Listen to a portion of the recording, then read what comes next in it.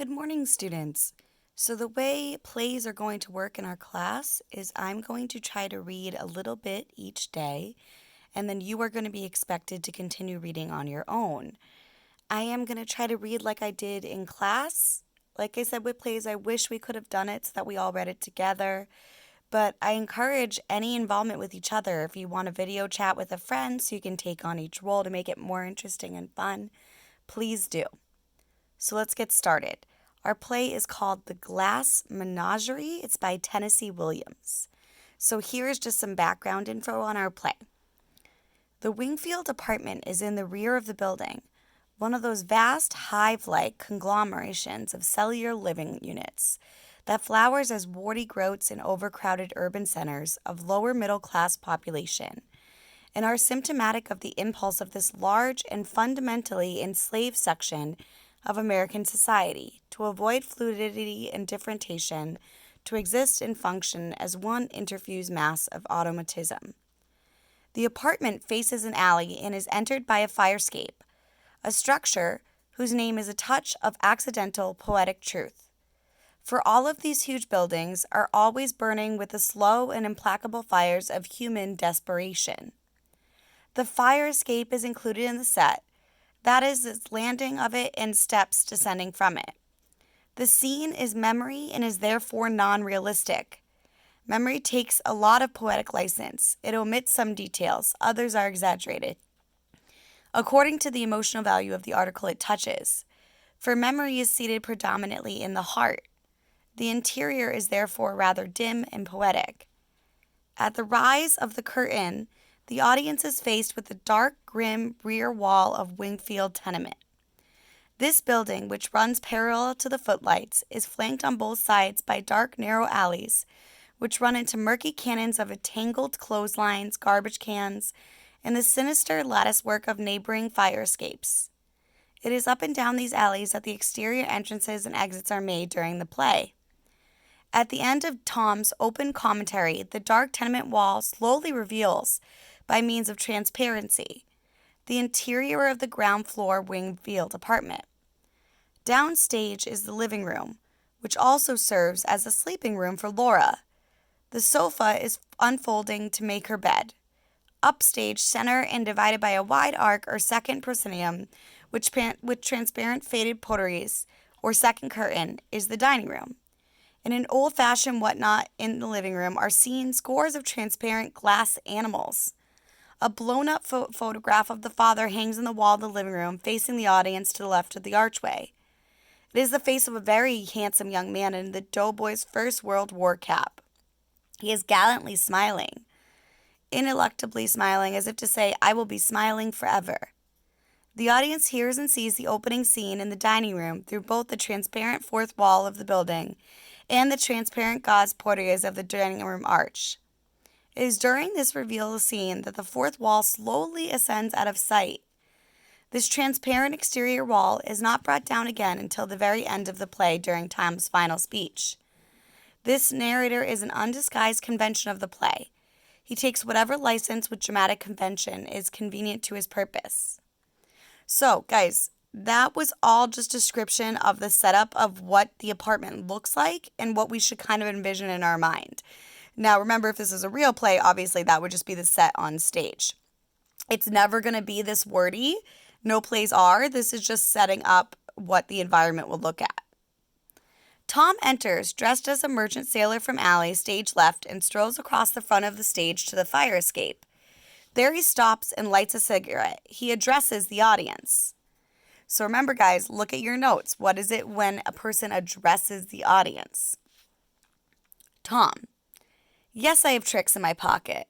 I have things up my sleeve, but I am the opposite of a stage magician. He gives you illusion that is the appearance of truth. I give you the truth in the pleasant disguise of illusion. To begin with, I turn bark time. I reverse it in the quaint period, the 30s, when the huge middle class of America was matriculating in a school for the blind. Their eyes had failed them, or they had failed their eyes, and so they were having their fingers pressed forcibly down on their fiery braille alphabet of dissolving economy. In Spain there was a revolution. Here there was only shouting and confusion. In Spain there was Guernica. Here there was disturbances of labor, sometimes pretty violent, in otherwise peaceful cities such as Chicago, Cleveland, St. Louis. This is the social background of the play.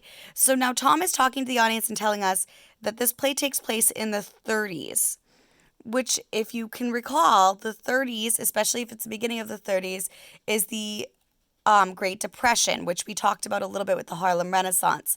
This was a period of time where people across the country were incredibly poor and really had nothing. This play is a memory. Being a memory play, it is dimly lit, it is sentimental, it is not realistic. In memory, everything seems to happen to music. That explains The Fiddle in the Wings. I am the narrator of the play and also a character in it. The other characters are my mother, Amanda, my sister, Laura, and a gentleman caller who appears in the final scenes. He is the most realistic character in the play, being an emissary from a world of reality that we somehow set apart from. But since I have a poet weakness for symbols, I'm using this character also as a symbol. He is a long delayed but always expected, something we live for. There is a fifth character in the play who does not appear in this except in this larger-than-life photograph over the mantel. This is our father who left us a long time ago. He was a telephone man who fell in love with long distance. He gave up his job with the telephone company and skipped the light fantastic out of town. The last we heard of him was a picture postcard from Mazatlan on the Pacific coast of Mexico containing a message of 2 words, hello, goodbye, and no address. I think the rest of the play will explain itself. So again, that's just Tom explaining to us some background on the play.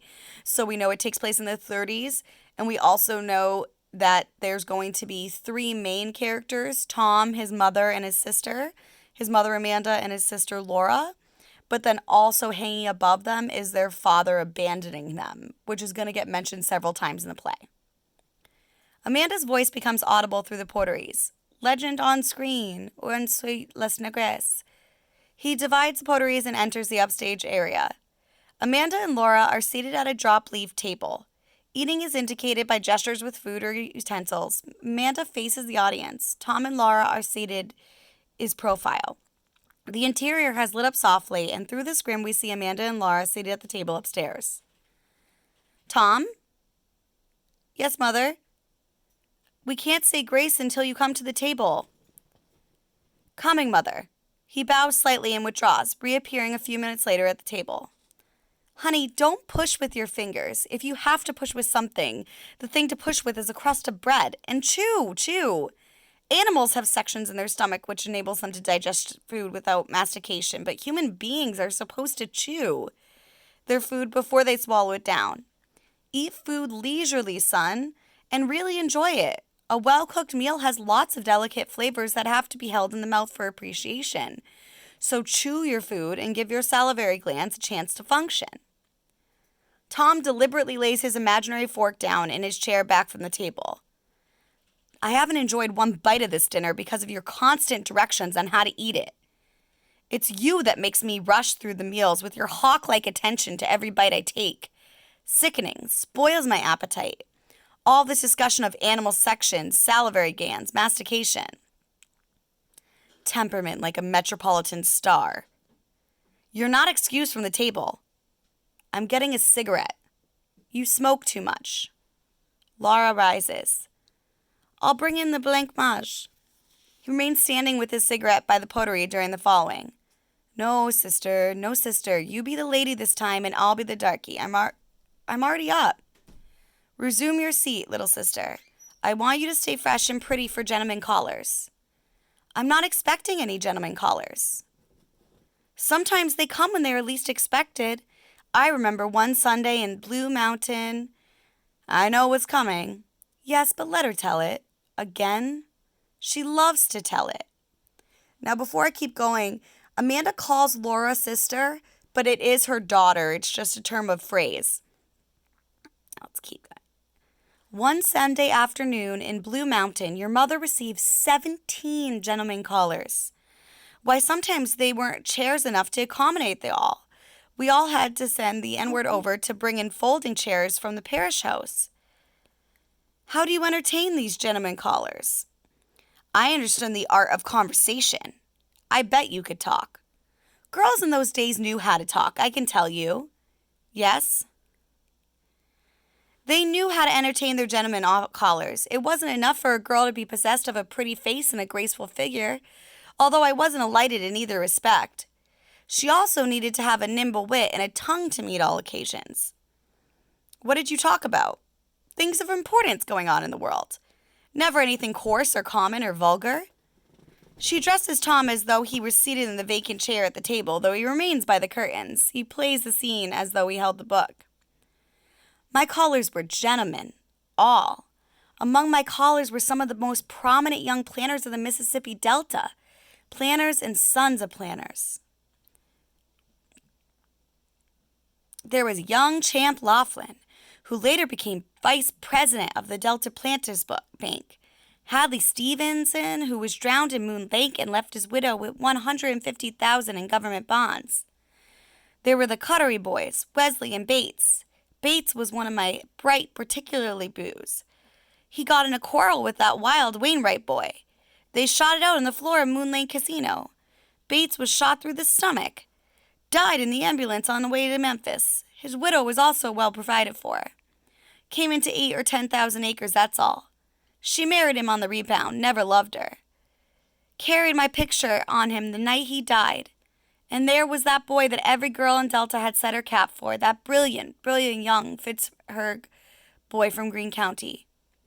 What did he leave his widow? He never married. Gracious, you talk as though all of my admirers had turned up their toes to the daisies. Isn't this the first you mentioned that still survives? That Pittsburgh boy went north and made a fortune. Came to be known as the Wolf of Wall Street.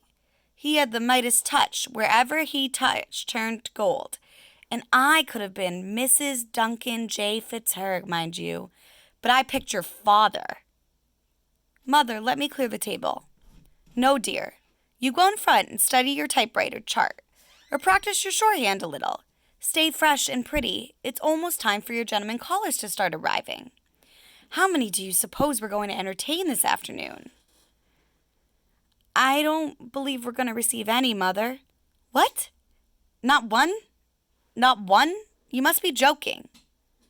Laura nervously echoes her laugh. She slips in a fugitive manner through the half-open portieres and drives them in gently behind her. A shaft of very clear light is thrown on her face against the faded tapestry of the curtains. Not one gentleman caller. It can't be true. There must be a flood. There must have been a tornado. It isn't a flood. It isn't a tornado, Mother.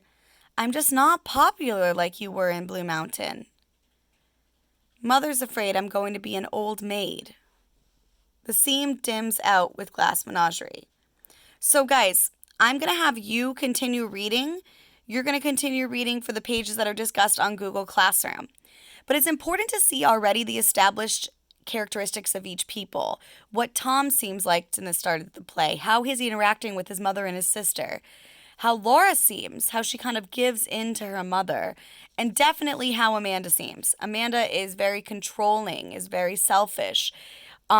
You see her use the N-word, which is obviously something that should be discussed, but also something that we should look back on and think of Mice and Men and how it's used as well, because this was 1930s. So think about all of these things about each individual character before you start reading. There will be a question assigned on Google Classroom, so make sure you look there as well.